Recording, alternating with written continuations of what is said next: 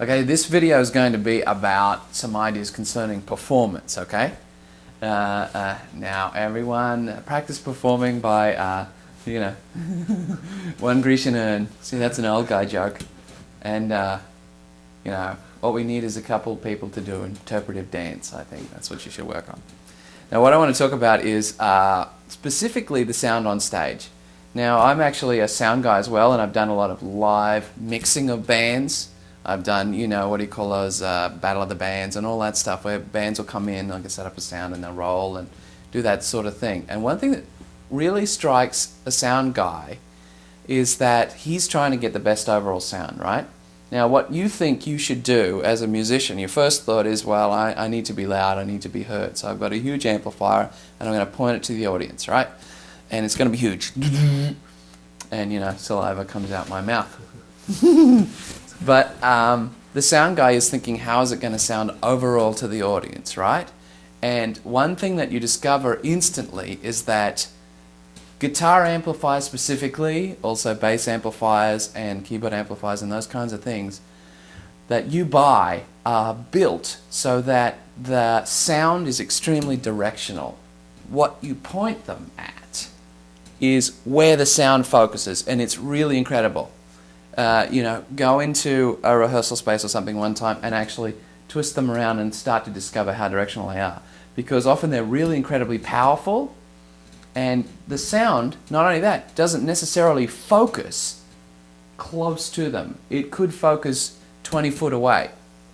And as a sound guy, right, you set your band up on stage, you get everyone set up, and all of a sudden this horrible nasty noise will be blowing in my head.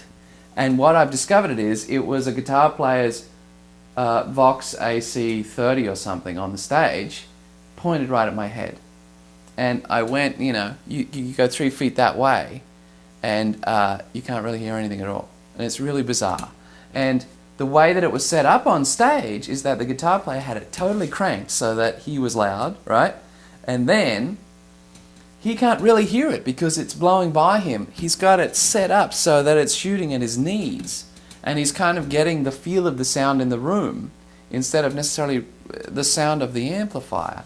And sound guys have a tendency to attempt to do this, and like Bruce Springsteen's E Street Band sometimes has their amplifiers laying down pointing at the roof because the sound guy can get a better sound that way. And this is like, huge setups. And who else? The band called Fish, they're a jam band.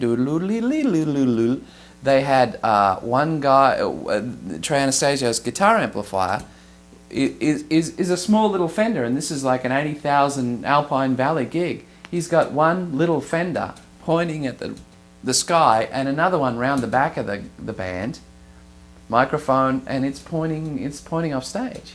And and just kind of the list goes on. Some of these touring guys actually have quad boxes set up in the band room and mic'd. They're not even on stage because you love the sound of a cranked speaker. That's like the hot, juicy, dripping guitar sound that you're always looking for.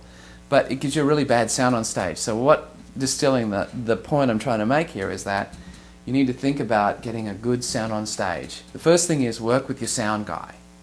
And make sure you have a good sound guy and a good sound system, because not only that, is that what you won't know while you're playing is how good the sound is out the front. Now the band's going to sound the best through the PA, which is the public address system, which is these huge speakers on either side of the stage, which the sound guy has control of. And the more sound that you can get going through those and not off the stage, the better you're going to sound, because the stage sound, not only is it really intensely focusable and pointing at someone or something, is the stage sound is usually really boxy, like this room, and it sounds like crap, and it bounces around or it points to the bar or something, and it gives that nasty room sound.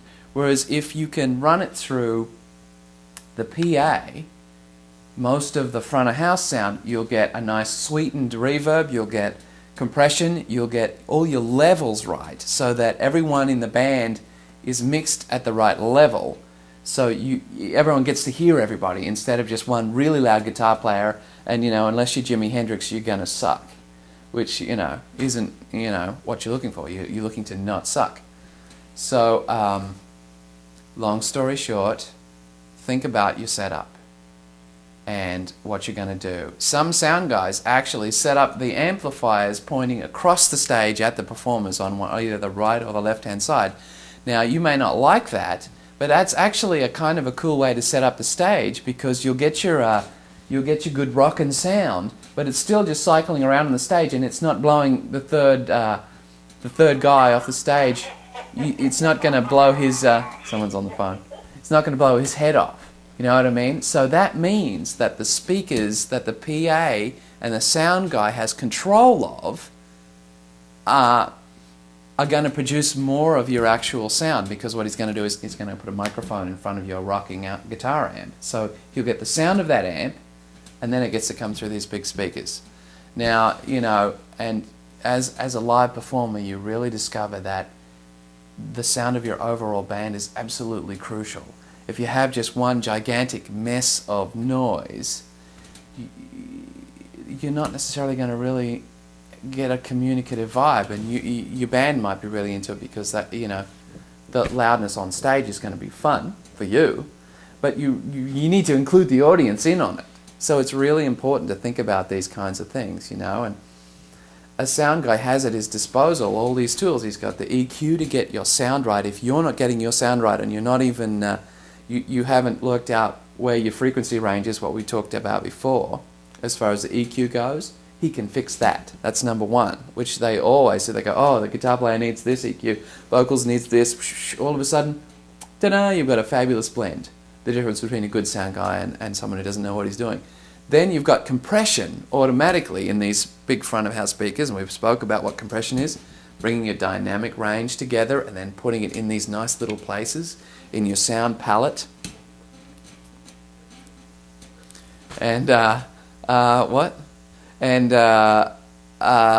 so this is what a sound guy does, and that's why these guys get the big bucks, and that's why touring bands, make sure they have a good sound guy. Like a band, Blink-182, was so aware that they were beholden to a good sound guy that they just made sure that, like, if the sound guy wasn't happening and getting a sweet sound, you're kind of nowhere. And like, I've seen the Foo Fighters play before the Chili Peppers, and they were still having sound problems, and these are like some of the biggest bands in America, So, and that was because they were too loud on stage and they didn't have their setup sweetened, So one thing that you really need to think about as you start getting close to being on stage is it's extremely important to have someone helping you with sound.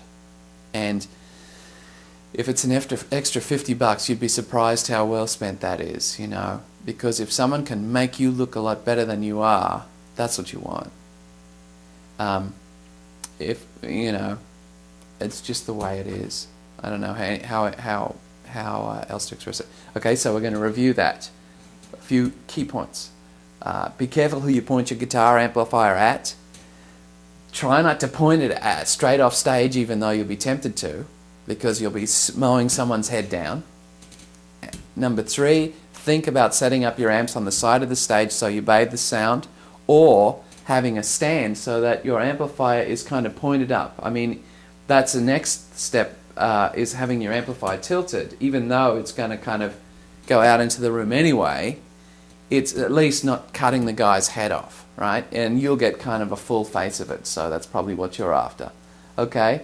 And we're looking at getting good sound guy, a guy who knows how to help you, okay? Alright, did we cover all the points? I think we did. Yeah. Well.